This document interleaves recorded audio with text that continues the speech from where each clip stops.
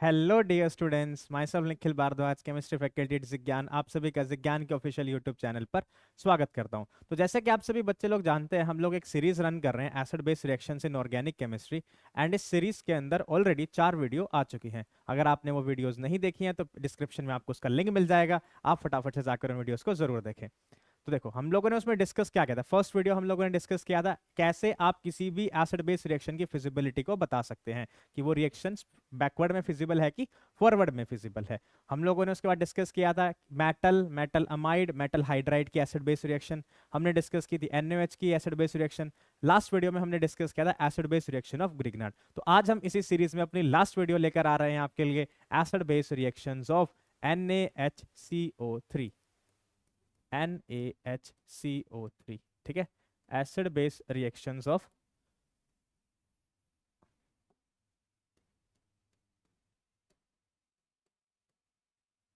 NaHCO3, ठीक है।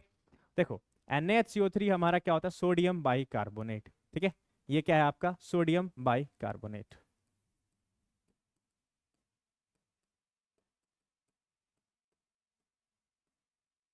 देखो, सोडियम बाइकार्बोनेट में जरा अगर आप ध्यान दो तो ये है आपका Na पॉजिटिव और आपका HCO3 नेगेटिव क्या है, आयन।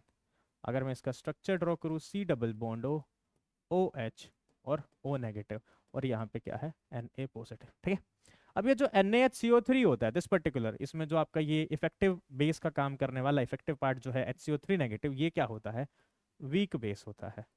जो हमने पहले डिस्कस किए थे, जरा याद करो कौन कौन, Na या फिर पोटेशियम मेटल, उसके बाद डिस्कस किया था NaNH2, NaOH, NaH and Grignard.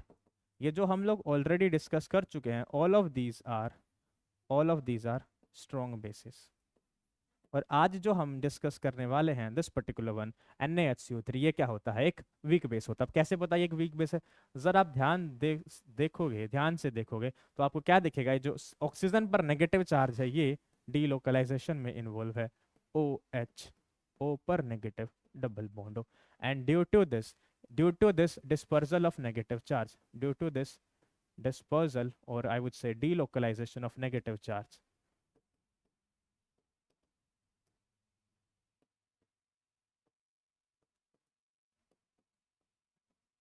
ठीक है, इस डिलोकलाइजेशन या डिस्पर्सल के कारण बेसिसिटी डिक्रीजेस।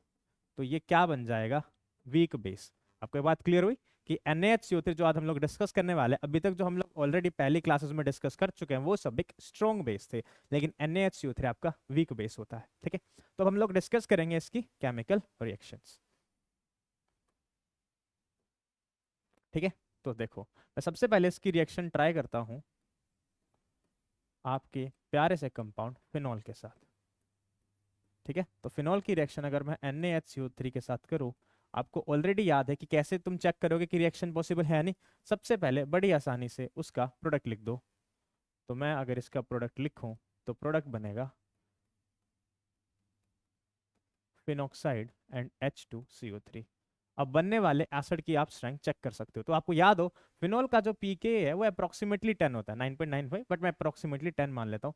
और जो बनने वाला आपका ये H2CO3 कार्बोनिक एसिड है, इसका pK होता है 6.35। तो अगर आप देख रहे हो तो reaction is moving from weak acid to strong acid. लेकिन आपको याद हो, एसिड बेस इक्विलिब्रियम में reaction always move from strong acid और बेस से वीक एसिड और बेस की तरफ, ठीक है। तो यानी कि दिस रिएक्शन इज फॉरवर्ड में फिजिबल ना होकर ये बैकवर्ड में फिजिबल है, फिजिबल इन बैकवर्ड, ठीक है। तो I hope this point is very much clear. अगर मैं इसको थोड़ा सा अब चेंज करूं और मैं ट्राई करने की कोशिश करूं कंपाउंड बेंजोइक एसिड के साथ, तो बेंजोइक एसिड की रिएक्शन अगर मैं ट्राई करूं NaHCO3 के साथ, तो सिमिलर वही चीज, प्रोडक्ट क्या बनेगा, डायरेक्ट प्रोडक्ट बनाओ। बहुत बार हम लोग यही सेम चीज कर चुके हैं। तो आई होप किसी भी बच्चे को अब डाउट नहीं होगा, चुपचाप से सीधा प्रोडक्ट लिख दो एंड फिर हम लोग चेक कर लेंगे उसकी उसकी क्या चेक कर लेंगे, फिजिबिलिटी। तो H2CO3। अब जरा देखो, ये जो हमारे पास बेंजोइक एसिड है, this is your benzoic acid. और बेंजोइक एसिड का पीके कितना होता है, अप्रोक्सीमेटली 4.2, वैसे मोर क्लोज टू 4.19, अप्रोक्सीमेटली 4.2। और यहाँ पे फिर से क्या है 6.35। अब जरा आप देख रहे हो लेफ्ट टू राइट जाने पे पीके बढ़ रहा है, मतलब एसिडिक स्ट्रेंथ यहाँ से यहाँ जाने में घट रही है। इसका मतलब reaction is feasible in forward. Forward में ये रिएक्शन क्या होगी, फिजिबल होगी। ठीक है, अब एक एग्जांपल और देख लेते हैं। अगर मैं ट्राई करूँ इसकी रिएक्शन, लेट्स सपोज फिनॉल पर मैंने कोई ग्रुप लगाया डोनेटिंग, तो अब मुझे आप फटाफट से बता दो क्या ये रिएक्शन पॉसिबल है, is this reaction is possible in forward direction. तो फॉरवर्ड डायरेक्शन में ये रिएक्शन पॉसिबल नहीं होगी, this is feasible in backward direction. ऐसा क्यों, फॉरवर्ड में क्यों नहीं जाने वाली, क्योंकि देखो आपने क्या किया है, ओएमई ग्रुप लगाया जिसका क्या होता है प्लस एम डोनेशन। जब फिनॉल ही आपका रिएक्ट नहीं कर रहा तो फिर ये तो किसी भी हालत में रिएक्शंस को शो नहीं करेगा। हाँ, अगर मैं मान लो इसकी रिएक्शन करा दूं, फिनॉल पे कोई विड्रॉइंग ग्रुप लगाऊं, कौन सा, पैरा पे नाइट्रोफिनॉल, तो ये क्या है पैरा नाइट्रोफिनॉल। और मैंने अगर इसकी रिएक्शन कराई NaHCO3 के साथ, तो जरा ध्यान से देखो तो प्रोडक्ट क्या बनेगा, ONA और यहाँ पे NO2, ठीक है, प्लस में H2CO3। एक इंटरेस्टिंग पॉइंट है, ध्यान रखना इसका जो पीके होता है वो होता है अप्रोक्सीमेटली 7.05 के अराउंड। ठीक है, इसका 6.35। ऑब्जर्व क्या होता है कि this particular compound gives this test, this particular compound ये रिएक्शन तुम्हें शो करेगा। ऐसा क्यों, देखो इक्विलिब्रियम पे डिफरेंस क्या होता है, वन का आपको पता है 10 का डिफरेंस रहता है, 10 टाइम्स का।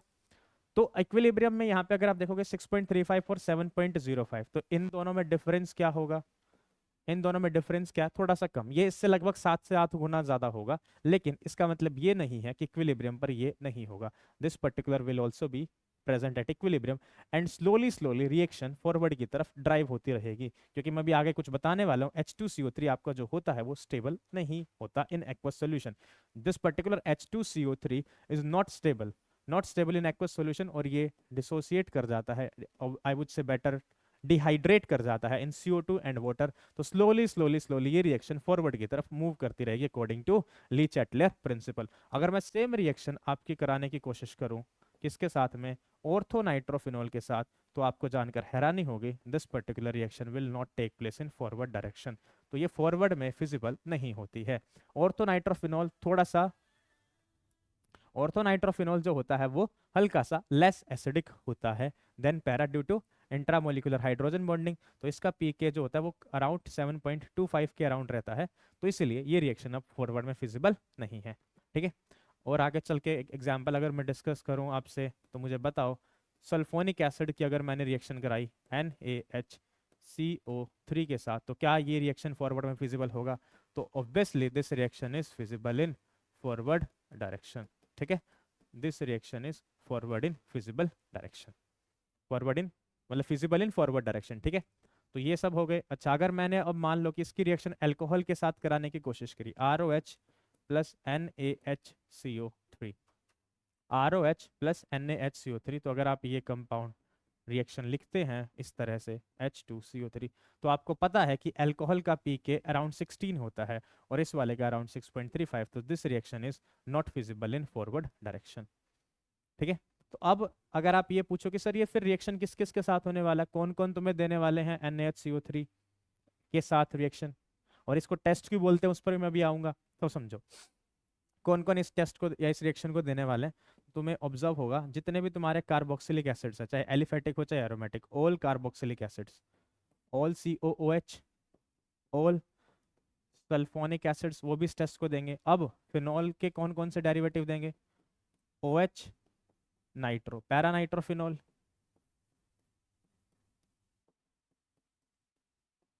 अगर 2 नाइट्रो लग जाए 2,4 dinitrophenol, OH NO2 NO2 NO2, 2,4,6 trinitrophenol जिसको हम लोग क्या बोलते हैं पिक्रिक एसिड, इसका पीके तो बहुत कम होता है अराउंड 0। ठीक है, उसके बाद स्क्वेरिक एसिड, ठीक है,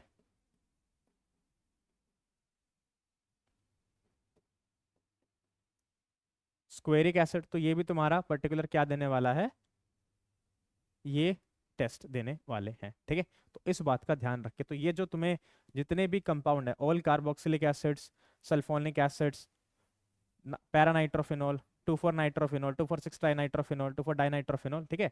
और 2,4,6 ट्राइनाइट्रोफिनॉल या फिर इवन नाइट्रो में दोनों पैरा ऑर्थो पे लगा दो तो भी स्क्वेरिक एसिड। तो ये सब के सब कंपाउंड तुम्हारे क्या देने वाले हैं, NaHCO3 टेस्ट देने वाले हैं। मैं बार बार टेस्ट क्यों बोल रहा हूँ, उस पर मैं अभी आऊंगा।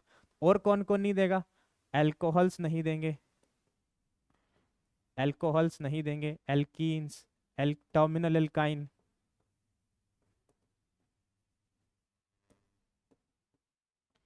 अल्फा एच ऑफ अल्डिहाइड या कीटोन, सिंपल अल्फा एच, ये सब इस रिएक्शन को नहीं देने वाले, ठीक है। अब मैं बात कर रहा था जिसके ऊपर कि NaHCO3 टेस्ट क्यों बोलते हैं। तो देखो, सोडियम बाइकार्बोनेट टेस्ट इस रिएक्शन को इसलिए बोलते हैं कि ये आइडेंटिफाई करता है फंक्शनल ग्रुप्स में जो एसिडिक प्रोटॉन्स होते हैं उनके बारे में। लेकिन अब जरा समझो, ये जो इंटरेस्टिंग प्रॉपर्टी है, जो H2CO3 आपका ये जो प्रोडक्ट बना, वीक एसिड होता है ये, this is your weak acid, inorganic acid होता है लेकिन वीक होता है, और पानी के अंदर ये स्टेबल नहीं होता और ये ब्रेक कर जाएगा CO2 एंड H2O में। और ये जो CO2 गैस है, इसका तुम्हें क्या ऑब्जर्व होता है, ब्रिस्क एफरवेसेंस, एकदम से गैस बाहर निकल जाएगी और आपको ये चीज ऑब्जर्व होगी गैस निकलता हुआ। और इसीलिए इस रिएक्शन को हम लोग क्या भी बोलते हैं, टेस्ट। लेकिन इंपॉर्टेंट बात एक चीज का ध्यान रखना कि ये जो CO2 है, ये जो कार्बन है, ये कौन सा कार्बन है, H2CO3 वाला। मतलब जरा समझो, अगर मैं फिर से वो रिएक्शन लिखूं और मैं रिएक्शन कराता हूं, C double bond OH, benzoic acid की अगर बच्चों मैंने रिएक्शन कराई NaHCO3 के साथ, और अब मैंने इस कार्बन को लेबल कर दिया विद आइसोटॉप 14, मतलब मैंने आइसोटॉप 14 इस्तेमाल किया, तो रिएक्शन का जो प्रोडक्ट होगा, तो जरा ध्यान से यहाँ पे प्रोडक्ट क्या आएगा, COONA प्लस में क्या बनेगा, H2CO3। ये जो आपका वीक बेस है HCO3 negative, this will take this particular acidic proton, ये इस एसिडिक प्रोटोन को खा जाएगा, क्योंकि मैंने बहुत बार बताया है बेस का काम इस दुनिया में सिर्फ एक ही है, क्या, एसिडिक प्रोटोन को खाना। और ये H2CO3 अब क्या होगा, 14। तो तुमसे पूछा जा सकता है, तो यानी कि जो निकलने वाला CO2 होगा वो कौन सा होगा, लेबल्ड CO2 होगा, 14 आइसोटोप वाला होगा। तो मैं वही बोलना चाहता हूँ, ये जो कार्बन है, जो CO2 निकल रहा है, वो असल में सोडियम बाइकार्बोनेट का कार्बन है, इस बात को ध्यान रखना। तो NaHCO3 टेस्ट हम लोगों ने आज डिस्कस किया, कौन कौन रिएक्शन देने वाले हैं, क्यों इसको टेस्ट बोला जाता है, ठीक है। तो वो सब सारी बातें आज हमने डिस्कस की है, ठीक है। तो याद रखना, सारे कार्बोक्सिलिक एसिड्स, सारे सल्फोनिक एसिड्स, ठीक है, और जितने भी आपके ये OH पर अगर मैं कोई इलेक्ट्रॉन विड्रॉइंग ग्रुप लगाऊं, वो भी कौन सा, स्ट्रॉन्ग वाला, लाइक नाइट्रो वाला केस, तो single nitro, para nitrophenol, 2,6 dinitrophenol, 2,4 dinitrophenol, 2,4,6 trinitrophenol, squaric acid, croconic acid, ये सारे के सारे कंपाउंड तुम्हारे NaHCO3 टेस्ट को देने वाले हैं, ठीक है। तो आई होप आपको इस वीडियो को देखने में मजा आया होगा।